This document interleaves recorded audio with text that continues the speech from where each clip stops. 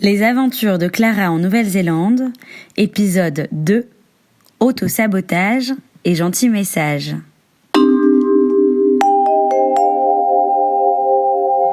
Je suis donc dans mon avion à destination finale. Pendant des phases de sommeil agité, mon subconscient me parle beaucoup et je me réveille en sursaut avec cette phrase en tête. Fais en sorte que tes intentions soient les meilleures et toujours perçues comme telles. Ok cerveau, mais passe le message à ton ami subconscient que d'après mes souvenirs, c'est ce que je m'efforce de faire depuis aussi longtemps que je ne m'appelle Clara Martinez. Mais je ne peux pas faire taire mes peurs et mes faiblesses en un claquement de doigts, elles sont légitimes. J'aime être entourée et me sentir aimée en aimant en retour. Même si parfois je peux être un peu maladroite dans ma façon d'aimer, c'est un besoin plus que comblé dans ma vie normale qui risque d'être bousculé dans ma vie de baroudeuse. Je vais donc devoir me créer un tout nouveau cercle social que je veux baser sur des relations de confiance et sans superficialité. Qui ne veut pas ça d'ailleurs. Mais ça me rassure de me le rappeler afin de ne pas me jeter corps et âme dans des relations qui ne me conviennent qu'à moitié sous prétexte de la peur de ne pas être aimée. Tout est donc à construire. Toutes les possibilités s'offrent à moi et je considère à ce moment ma vie sociale comme une toile blanche dont je suis la seule à détenir le pinceau. À moi d'y mettre des couleurs. Mes couleurs. Voilà donc tout ce qu'il se passe dans ma tête le temps que mon avion se pose sur mon nouveau pays d'accueil, la Nouvelle-Zélande.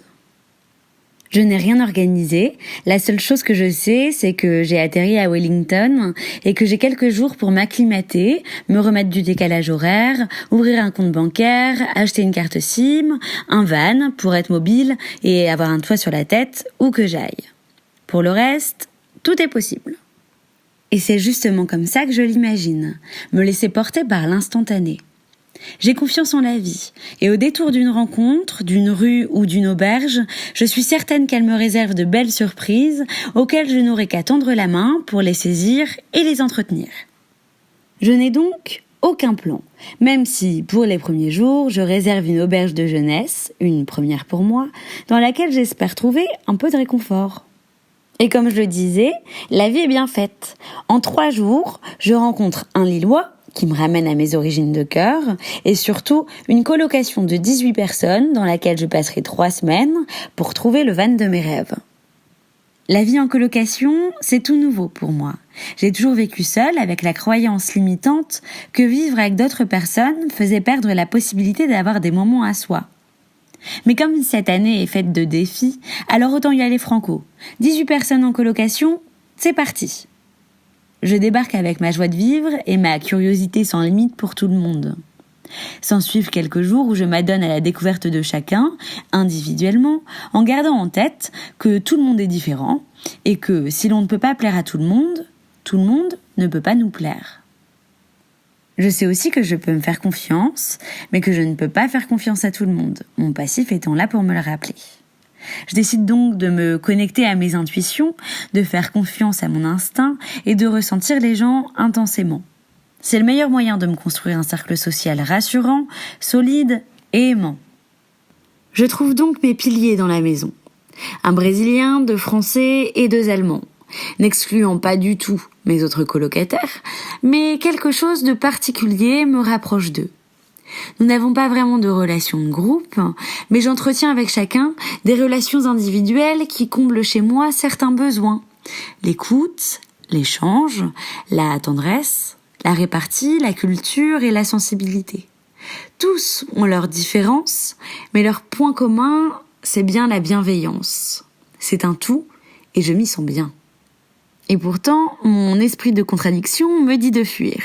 On n'est pas là pour prendre racine, moi et mon subconscient, on a des choses à régler. Se mettre dans des situations compliquées pour en tirer des leçons et grandir le plus vite possible à travers les épreuves d'un road trip. C'est ma nouvelle lubie. Maintenant que je me suis prouvé à moi-même que j'étais capable de bien m'entourer, je me mets au défi de me retrouver toute seule afin d'explorer les terres profondes de la Nouvelle-Zélande.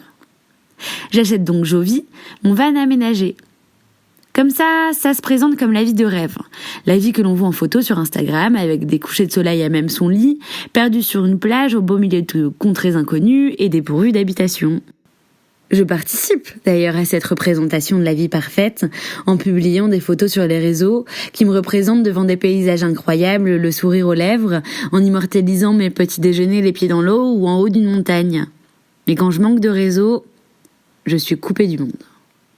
Et j'ai beau avoir vraiment passé des journées formidables au milieu d'une nature luxuriante et incroyable, je ne retranscris pas cette solitude de l'instant présent à travers mes photos sur Instagram. Une fois que les rideaux sont tirés, que la nuit est tombée et que toute mon attention et mes réflexions sont portées sur ce que je suis en train de faire, je divague. Pourquoi j'ai quitté ce confort que j'avais au camp Wellington ? C'est dingue. Faut être un peu dérangé pour décider de quitter un endroit où l'on se sent bien, pour se jeter dans l'inconnu sous prétexte que si je me trouve à 18 000 km de chez moi, c'est pour me faire sortir de ma zone de confort à coups de pied aux fesses. Alors, je m'efforce d'écrire ces moments de doute dans mon journal pour ne pas biaiser mes souvenirs. On a toujours tendance à retenir et publier uniquement les bons moments.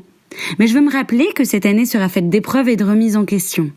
Et un matin, après une longue nuit sur la côte est de l'île du Nord, ballottée par mes émotions et les vents des marées, je me réveille avec 2 messages. Un like sur une photo postée il y a 3 jours, me représentant souriante au possible, mais surtout, un long message de ma marraine, ayant ressenti ma baisse de morale dans mes écrits, m'encourageant et me rappelant que ces moments de solitude, je suis la seule à les avoir choisis. Et c'est là que j'en tire de grandes leçons.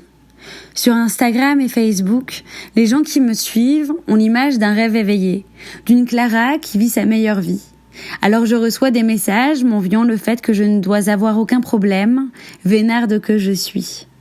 J'y offre finalement ce que ces applications exigent de nous, vendre du rêve et montrer à tout le monde que sa vie est mieux que celle des autres.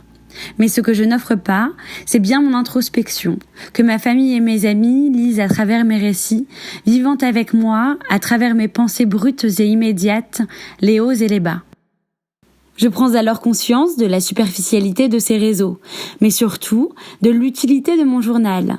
C'est le bulletin météo de mon moral, destiné à ceux qui savent m'encourager, me soutenir, mais surtout m'aimer pour ce que je fais et ce que je suis. Me voilà donc reboostée et prête à rebondir pour de nouveaux projets.